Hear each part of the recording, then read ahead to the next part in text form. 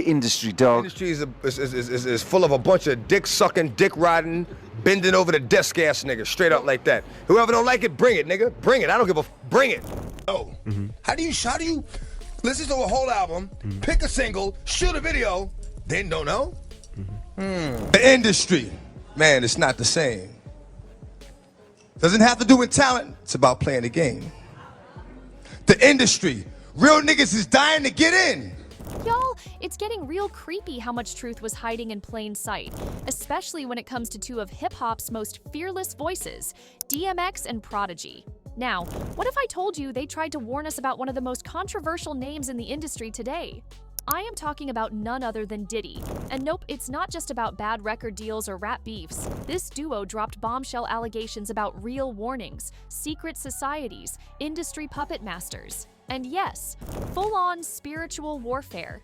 And now, a lot of their old interviews wiped from the internet, gone. So people are finally asking why. Why were these messages erased? Why do the same names keep coming up? And most of all, why did both DMX and Prodigy die under suspicious circumstances after calling out Diddy, Jay-Z, and some of the biggest power players in the game? Let's break this down. Back when hip-hop still had that gritty, no-filter energy, DMX and Prodigy were loud. Not just in the booth, but in what they exposed behind the scenes. Now, this was before all the Diddy mess came out, so you can say that this duo was pretty much ahead of their time. So much so that fans are claiming that maybe they were warning us about Puff all along. Why? Well, fans pointed out that DMX didn't just rap about pain. He was sounding the alarm. In 2007, he stood on the Def Poetry Jam stage and delivered a poem so raw, it shook the whole room. He said the game wasn't about talent anymore. It was about knowing how to play dirty. Talent, it's about playing the game. The industry, real niggas is dying to get in. The industry, just to find they don't fit in. The industry ain't what it used to be. The industry's trying to control the way you MC. They want you to dress like this and talk like that. Now DMX wasn't talking in metaphors. He meant what he said. When DMX stood up and declared that the music industry had become a place where skill no longer mattered, where playing the game right determined your survival, he wasn't exaggerating or just venting over bad deals. He was exposing an entire machine built on control, corruption, and compromise. That infamous quote, "It's not about skill, it's about who plays the game best," wasn't just about the politics of rap radio or record label favoritism. The game he was referring to wasn't just business moves or strategic collabs. It was a deeply embedded, sinister structure that he had seen from the inside out. And for someone like X, who carried the burden of spiritual awareness and raw authenticity, it was soul-crushing. As he peeled back the layers of the industry, DMX realized that what he was dealing with wasn't just a bunch of greedy executives trying to squeeze out money. It was a spiritual battlefield. Up in that thing, catch him sleeping and hit him. The industry, if you ain't got a strong mind, the industry will break you down. It's a matter of time. The industry, vultures with nothing to feast on. See me, I'm getting my beast on. Fame in this world came with a price, and not just in dollars, but in morality, peace of mind, and sometimes even your soul. In his own words, later echoed during a candid sit-down with Dr. Phil, DMX admitted that he didn't just feel the pressure. He was approached. Not once, not twice, but 3 times. He described these moments as direct encounters with the devil, not in the red suit and pitchfork sense, but as spiritual and psychological manipulations disguised as opportunities. These weren't hallucinations or poetic exaggerations. DMX believed that real forces were offering him ultimate success in exchange for full submission. He explained the experience clearly, saying he had to hear both sides before making a choice. He wasn't ignorant to the temptation. He listened. But that didn't mean he agreed. The moment he realized that what was being handed to him wasn't freedom, but a trap cloaked in power and riches, he stepped back, unlike many of his peers who didn't hesitate to say yes. In another interview, filmed while he was incarcerated in Arizona, DMX described sitting outside and reflecting on the beauty of a sunrise. He seemed calm, maybe even at peace, until his words took a chilling turn. "Then I met the devil in God's country." he said, and you could feel the chill in his voice. He never revealed exactly who he meant, but he didn't have to. His eyes said it all. Whatever he experienced during that time changed him completely. I remember one day coming from the studio at 6 o'clock in the morning and pulling over on the highway. We like 4 cars, you know, just to watch the sunrise. And it was at that point that I fell in love with Arizona. I said, you know what, this has to be God's country. You know, because I'd never seen anything as beautiful as that sunrise. Then I met the devil in God's country. You know, and it's not so much who, it's what, you know, what happens and the things that the devil does. It's not so much a person, even though he acts through people. You know, you can't call one person the devil. Joe Arpaio? You know, you can't call any one person the devil. You can't do that because no one person has enough power to be the devil, you know? And It was the kind of encounter that redefined his relationship with the music industry. He made it clear that he would never return to that place. Not for a concert, not for a deal, not even to drive through. The trauma, the disillusionment, and the betrayal had left a mark that no apology or contract could ever heal. Over time, DMX began distancing himself from the industry altogether. He said the love he once had for it had completely faded, and he could no longer see himself as part of the same system. "I'm not an industry artist," he stated. "I'm an artist in the industry." That subtle but powerful distinction meant everything. He wasn't going to play by their rules or participate in their rituals. He wanted to create art, but he didn't want to be bound to the expectations and politics of an industry that, in his eyes, had sold its soul long ago. wanted, dead or alive, new artists to sell their souls in the way they survive. The industry don't give a fuck about you, but the industry couldn't make a dime without you. Ever since the explosive allegations against Diddy began resurfacing, first with Cassie's lawsuit and then a flood of new lawsuits and horrifying stories pouring out, many fans started revisiting these old DMX interviews, and the revelations hit harder than ever before. It's like everything X was trying to warn us about finally started making sense. What used to sound like conspiracy theories now felt like confessions from someone who had seen too much and lived to tell the tale, until he didn't. And among the many names that kept surfacing alongside Diddy was one of DMX's longest-running rivals and former label mates, Jay-Z. DMX's issues with Jay didn't just stem from artistic competition. No, this was about trust, betrayal, power, and fear of exposure. Even 50 Cent, who was never one to bite his tongue, recently implied that Jay-Z is keeping a low profile while all this Diddy drama plays out, because he doesn't want his own secrets spilling out next. 50 Cent explained how Jay-Z is in hiding while this whole Diddy lawsuit blows over. He said, "Jay in hibernation. He ain't coming outside till this shit with Puff blow over. No brunch, no lunch, no dinner, lol. I'm all you got. I'm outside." I mean, it's been alleged that Diddy is throwing Jay-Z out there because he is not speaking up and he is not helping him whatsoever. And we know how close Jay-Z and Diddy were. Whether that's just 50 trolling or a calculated hint, fans couldn't help but remember DMX's own allegations about Hav. In one of his many rants, X broke it all down. He said that if you want to sing, rap, or do anything in the industry, you better be careful not to become part of the game. That's not a caution. It's a warning. And he even gave us the soundtrack for that warning, a scathing track called The Industry. In it, DMX tore apart the music business like only he could. He called label heads vultures, accused the system of pushing artists to sell out, and painted a brutal picture of a world where authenticity is crushed beneath branding and silence is bought through contracts. The game wasn't just unfair, it was demonic. He rapped, "The industry's not the same. It's not a game. The industry real is dying to get in, just to find they don't fit in. That's not just a bar, it's a thesis." His bitterness wasn't just with corporations, it was also personal. He had serious issues with how Diddy operated, especially how he treated his artists. DMX once recounted how Diddy took full control over groups like the LOX, forcing them into commercial images, putting them in suits, and using their lyrics while pocketing their publishing. To many, this sounded like typical business, but to X, it was exploitation. The kind of exploitation that turned raw street poets into corporate pawns. And Jay-Z? That betrayal cut deeper. When Jay became president of Def Jam in 2004, DMX claimed that everything changed. Me and Jay had a battle. I got in his ass.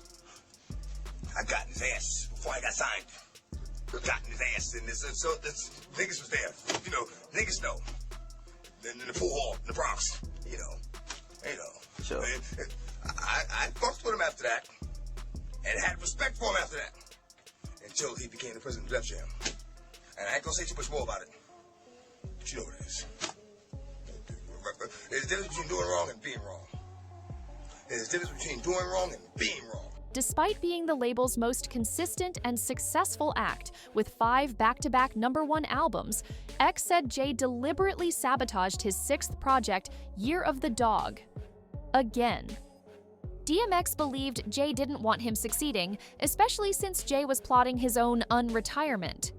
In a radio interview, DMX explained that Jay gave him a call when he first got the job, saying, "Yo, the inmates are running the building, you good?" You know, when you became the president, you hit me with a call. Dog, inmates is running the building. You know what that means? That's like, you know, your man is in charge. You mean? Yo, dog, the inmates run the building. I'm like, yeah, that's what it is, baby. Because we got history. We good. And then you go and do that. You come down, listen to my shit, say, yo, you go, nigga, we ready. And then go on vacation. Wow. But after the album was done, Jay allegedly vanished. No support, no push, no release, just crickets. X didn't believe it was a coincidence. He felt it was a calculated move to erase competition. He even said, "At first you retire, then you get me off the label, then you're back rapping again? Okay, I see what's really good." That was the breaking point. X saw Jay-Z not as a friend or even a rival, but as someone who would sacrifice anyone to stay on top. After that, DMX distanced himself entirely. He left Def Jam and signed with Columbia Records, refusing to play the game any longer. Meanwhile, Jay continued aligning with executives like Lyor Cohen, who has a long and controversial history in the music industry. DMX and Dame Dash both accused Lyor of being a culture vulture, someone who profited off black talent without ever really caring for the culture. And when DMX passed away in 2021, the final insult came not from Jay, but from Lyor Cohen himself. He didn't attend the funeral in person. Instead, he sent a pre-recorded message where he referred to DMX as a gremlin and said his death wasn't a surprise. Former Def Jam executive Lyor Cohen is under fire for some of the statements that he made in an audio message for DMX's memorial. Here's a sentence from the audio message that he made at DMX's memorial. "DMX, I knew you were going to run into a wall. The unfortunate thing is you took my friend Earl Simmons with you." Those are chilling words to come from someone who profited so heavily from X's career. So when DMX warned us about the industry being evil, about artists being manipulated, controlled, and even spiritually violated, we should have listened. Because now, in the wake of Diddy's downfall, Jay-Z's silence, and Lyor's dismissive legacy, every single thing DMX said is starting to feel a little too real. He wasn't crazy, he was telling the truth. And maybe that's why they tried to silence him. And here's where it gets even wilder, because DMX wasn't the only one sounding the alarm. While DMX was boldly calling out Diddy and the entire corrupt ecosystem propping him up, there was another voice in hip-hop raising just as many red flags: Prodigy from Mobb Deep.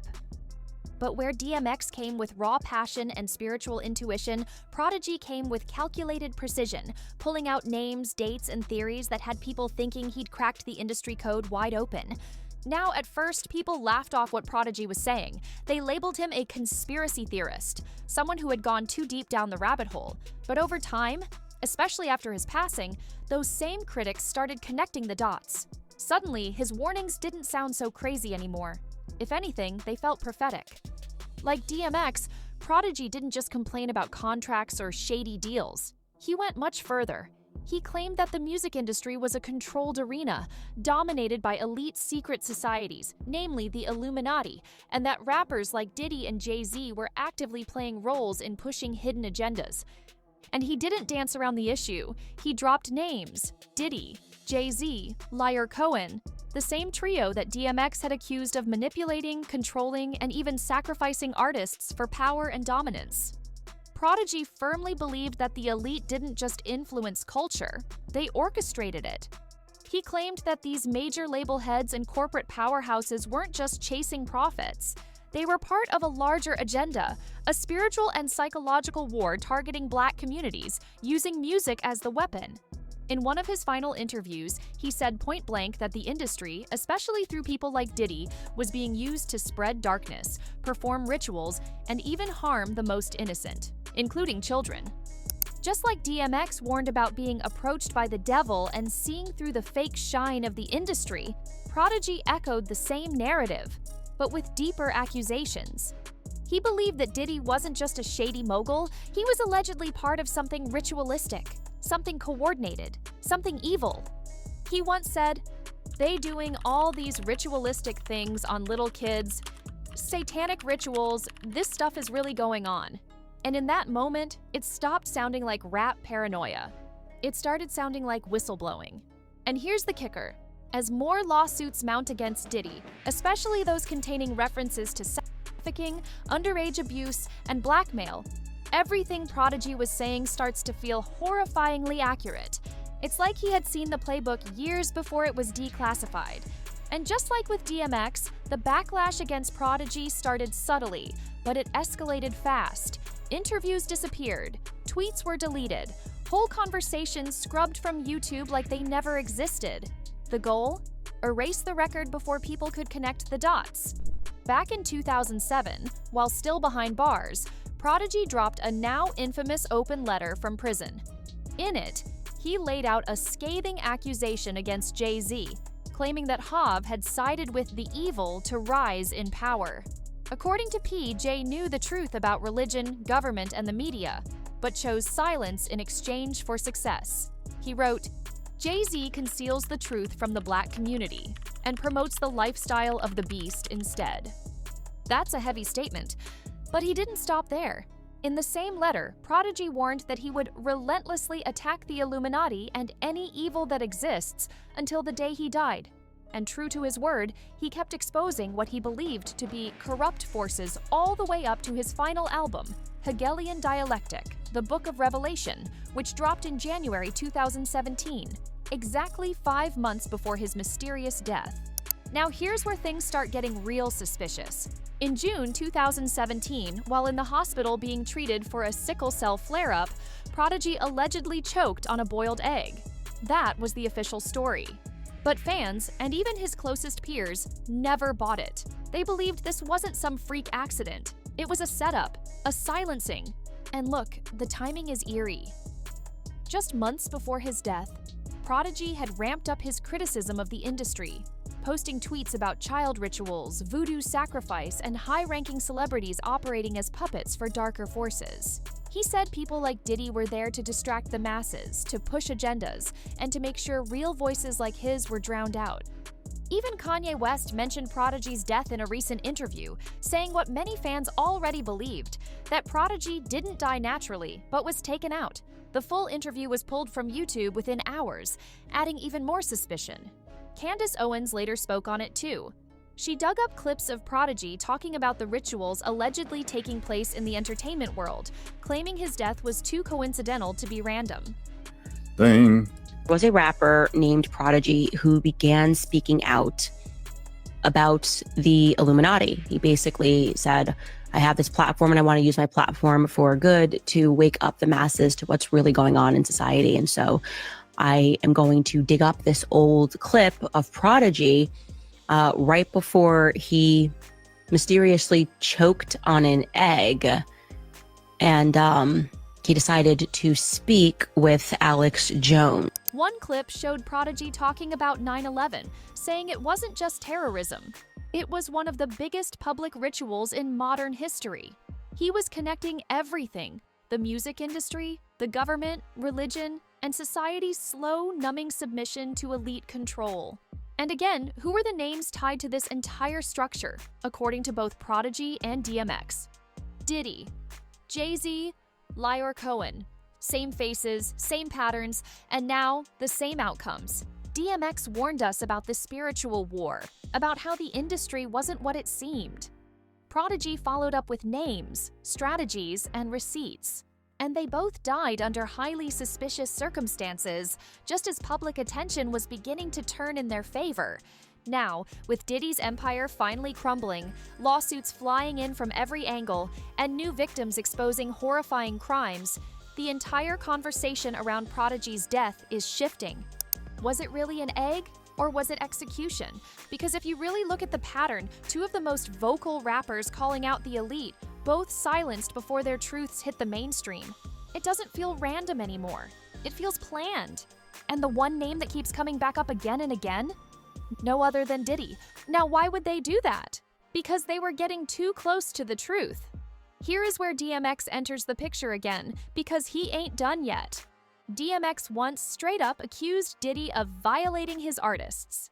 Some people thought he meant financially. Others believe he was hinting at something a lot darker. Remember when 50 Cent clowns Diddy for wanting to take him shopping? Or when people joked about the weird energy at Diddy's parties? Yeah, DMX wasn't laughing. He saw through it. Then there's Jay-Z. His beef with DMX wasn't just about music. When Jay became president of Def Jam, DMX said he blocked the release of his album Year of the Dog. Again, why? According to X, it was jealousy. Jay-Z didn't want the competition. DMX said Jay called him from prison and said, "Don't worry, the inmates are running the building." And then ghosted, left the album sitting on the shelf. But DMX believed this went way deeper than industry politics. He thought Jay was connected to something much more sinister. That brings us to Leor Cohen, a major executive who Jay-Z once described as a mentor. Leor has openly admitted to signing artists who glamorized lean and drug culture, even though he knew it was tearing apart the Black community. When asked about it, he didn't deny it. He just shrugged and said, "I've got a business to run. I've got mouths to feed." And when Dame Dash accused him of being a culture vulture, Leor just laughed. Now here's where things get real suspicious. Leor also revealed that his mother worked for the Israeli government and that he was counting money during the fall of the Shah of Iran. It gave off major CIA energy. Fans are still connecting those dots. And let's not forget Desiree Perez, a close associate of Jay-Z's.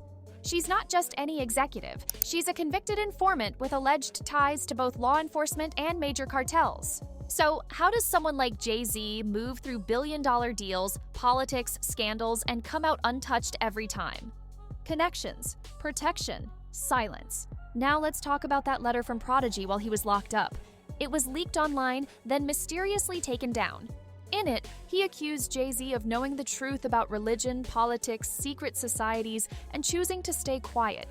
He wrote, "Jay-Z hides the truth from the Black community and promotes the lifestyle of the beast instead."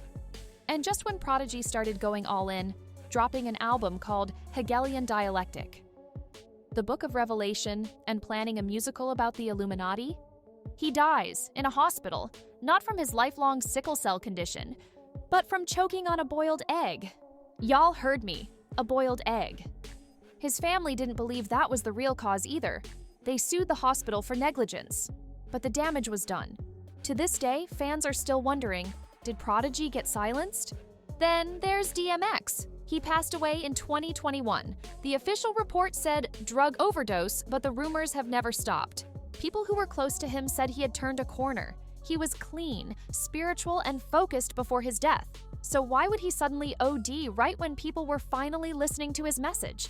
Both DMX and Prodigy called out the same people. They both talked about the dark side of the industry. Diddy, Jay-Z, Leor Cohen, and a circle of power players operating in the shadows. They talked about being approached, about manipulation, and about a spiritual war hidden behind glitz and glam, and both of them died too soon. Coincidence? Or is that what happens when you try to wake people up? Going back, DMX has a couple of statements about Diddy. In fact, he continued to drop a couple of shades here and there until he passed away. In one interview that resurfaced online, DMX straight up accused Diddy of raping his artists. Now, some folks brushed that off as X talking about money. Maybe Diddy just stole royalties or publishing. But the way DMX said it, he wasn't sugarcoating. And now that multiple lawsuits have come out accusing Diddy of physical and trafficking, people are looking back at DMX's words like, maybe he was telling the exact truth. And it doesn't stop there. DMX also said that he turned down a deal from Diddy early in his career, right? You already know about that. Why? Because Diddy didn't think he was marketable. But when he saw that Def Jam was offering DMX a major bag, suddenly Diddy wanted to double it. X said Diddy told him, "I'll lace your pockets. I'll double what they gave you." But DMX already knew something was off. He'd heard stories, whispers about what Diddy really did behind closed doors, and he trusted his gut. He walked away. And when X talked about these new rappers bending over desks to get signed, that wasn't just shade, that was a warning. He said the industry was full of fake deals, favors for favors, and label execs demanding more than music in return. DMX wasn't afraid to call it what it was: spiritual warfare. He dropped an entire track called The Industry where he laid it all out. The industry's not what it used to be. They want you to dress like this, talk like that. The industry will break you down. Now that Diddy's empire is crumbling, it's clear DMX wasn't just ranting, he was revealing the truth and running from something real. So what do you think? Was DMX really approached by something evil? Did Prodigy uncover secrets that cost him his life? Or are these just wild theories too deep for the mainstream? Drop your thoughts in the comments, because when you start putting all these pieces together, it feels way too real to be a coincidence. And if you thought this video went deep, wait until you see what else they tried to bury. Click here for the next one, because it only gets darker.